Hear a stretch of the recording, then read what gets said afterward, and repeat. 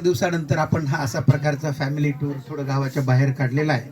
खरं तर ह्याचं श्रेय तुम्हालाच आहे. नाही, नाही. त्यावेळेला आपण सुरुवात केली होती किंवा आपण काहीतरी सगळ्यांनी केलं मिळून पाहिजे करावं. केलं पण ही एक कविता आहे, फारशी कुठे मी व्यासपीठावरून कधी सादर केली नाहीये, कदाचित तुम्ही ऐकलेली नसेल. कवितेचं नाव आहे कारल्याची खीर आणि कांद्याची पुरणपोळी. अरे रे रे नाही ऐकले? खाल्ली नसेल.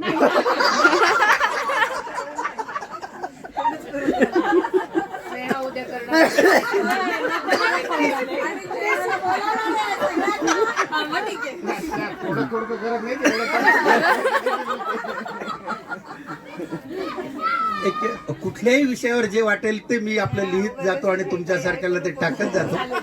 त्याच्यातूनच अशी ती लिहिल्या गेलेली आहे. पहिल्यांदाच सादर करतोय कोणासाठी म्हणून. कवितेचं नाव आहे कारल्याची खीर आणि कांद्याची पुरणपोळी. आता बऱ्याच जणी असं काही माझ्याकडे